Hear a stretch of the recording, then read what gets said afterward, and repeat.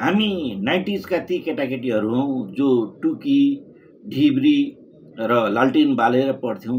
टुकी पनि फरक फरक खाले हुन्थ्यो। कुनै औषधिको खाली सिसामा जुटको बोराको सलेदो बनाइएको हुन्थ्यो, कुनै चाहिँ आमाको पुरानो साडीको टुक्रा च्यातेर त्यसको सलेदो बनाइन्थ्यो। हामी 90s का ती केटाकेटीहरू। हामी 90s का ती केटाकेटीहरू हौँ जो मूलको र कुवाको पानी पिउँथ्यौँ, त्यो पनि अन्जुलीले उठाएर पिउँथ्यौँ। भएसम्म नजिकै भोर्ला अथवा सालको कुनै ठुलो खाले पात छ भने त्यसैलाई सोली बनाएर पनि पिउँथ्यौँ। हामी 90s का ती केटाकेटीहरू। हामी 90s का ती केटाकेटीहरू जो बुवा दाजु काकाहरूसँगै गोरु नार्नको लागि भनेर जान्थ्यौँ। हामी 90s का ती केटाकेटीहरू जसले हलो जुवा र पटाहा लगाउँदा सँगसँगै खेतमा हिलोमा लडीबडी पनि गर्थ्यौँ। हामी 90s का ती केटाकेटीहरू जसले अरूको बारीको काँक्रा आँप लिची लगायतका चिजहरू चोरेर पनि खान्थ्यौँ। हामी 90s का ती केटाकेटीहरू हौँ जो कोदालोले बारी खन्थ्यौँ, पस्नीले चाहिँ बारी खुर्किन्थ्यौँ। हामी 90s का ती केटाकेटी हौँ। हामी 90s का ती केटाकेटीहरू हौँ जो चाहिँ लिङ्गे पिङ बनाउनका लागि परबाट जङ्गलबाट बाबियो र बाँस लिएर आउँथ्यौँ। आफै मिलेर टोलमा गाउँमा मिलेर लिङ्गे पिङ ठड्याउँथ्यौँ र लिङ्गे पिङ खेल्थ्यौँ। हामी 90s का ती केटाकेटीहरू हौँ जो घुल बाँधेर जङ्गलमा बाख्रा चराउन जान्थ्यौँ। हामी 90s का ती केटाकेटीहरू हौँ जो भैँसीसँगै भैँसीले आहाल खेलेको ठाउँमा पौडी खेल्न जान्थ्यौँ। हामी 90s का ती केटाकेटीहरू हौँ जो काँधामा मल बोकेर सोली र डोकोमा मल बोकेर बारीमा खन्याउन जान्थ्यौँ। हामी 90s का ती केटाकेटीहरू हौँ जो जङ्गलमा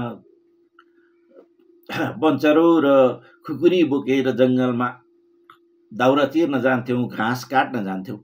हामी 90s का ती केटाकेटीहरू हौँ जो स्कुलमा साथीसँग एक एक थोपा मसी सापटी माग्थ्यौँ। हामी 90s का ती केटाकेटीहरू हौँ स्कुलमा साथीसँग कापीको बिचको 2वटा पाना सापटी माग्थ्यौँ। हामी 90s का ती केटाकेटीहरू हौँ कहिलेकाहीँ त साथीको पेन्सिल र कलम पनि चोर्थ्यौँ। हामी 90s का ती केटाकेटी हौँ जसले स्कुलमा सरको हातबाट सिमली र बाँसका सिर्कानाको कुटाइ खान्थ्यौँ। सर र म्यामहरूको हातको मात्रै नभएर, सर र मिसको हातहरूको कुटाइ मात्रै नभएर स्कुलको पाले दाइको पनि कुटाइ खान्थ्यौँ। जब स्कुलबाट भागेर हामी भुतिया दह त्रिजुगाको हात्तीमारा दहमा नुहाउन पुगेका हुन्थ्यौँ, रङ्गीलाल दाई यति लामो लाठी बोकेर खेद्न आउनुभएको हुन्थ्यो। आज पनि रङ्गीलाल दाईको अनुहार सम्झिँदा हामीलाई डर लाग्छ। हामी 90s का ती केटाकेटीहरू हौँ।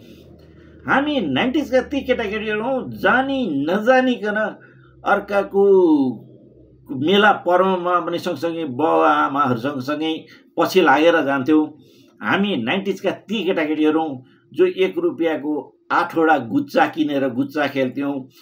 त्यतिखेर सिक्का पैसा हुन्थ्यो, खुद्रा पैसा हुन्थ्यो, 4 आना 8 आना 10 पैसा 5 पैसा, त्यसको खोपी खेल्थ्यौँ।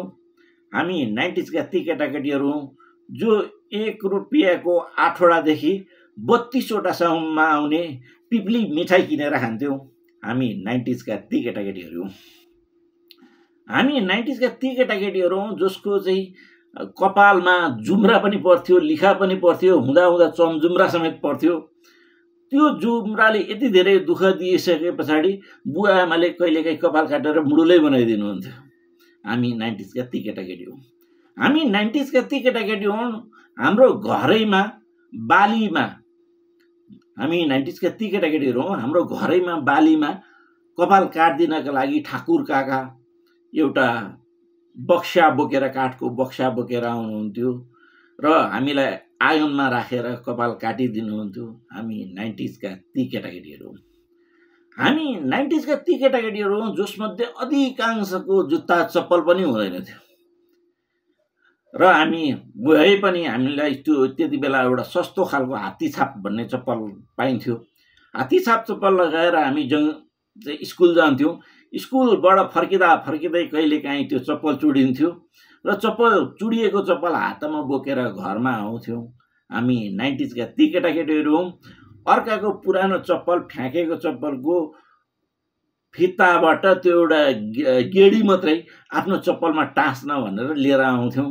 हामी 90s का ती केटाकेटी। हामी 90s का ती केटाकेटीहरू हौँ जसको चाहिँ ओह्रालीमा चिप्लेटी खेल्दा जाँगेमा, जसलाई कट्टु भनिन्छ, हाफ कट्टु भनिन्छ, हाफ प्यान्ट पनि भनिन्छ, हाम्रो पालामा कान्छा दाइले सिलाइदिनु भएको हाफ प्यान्ट, त्यसको पछाडि पुवाल पर्थ्यो र त्यो पुवाल परेको जाँगे पनि कान्छा दाइकोमा रफू गराएर हामी अर्को 6 महिनासम्म लगाउँथ्यौँ।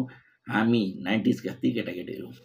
हामी 90s को ती केटाकेटीहरू हौँ जो चाहिँ पैसा भेटिन्छ भनेर छेपारो मार्थ्यौँ अथवा पैसा भेटिन्छ भनेर पहेँलो पुतली समातेर त्यसको टिका लगाउँथ्यौँ। हामी 90s को ती केटाकेटीहरू।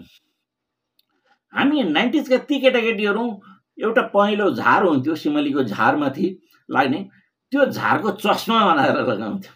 हामी 90s का ती केटाकेटी हो।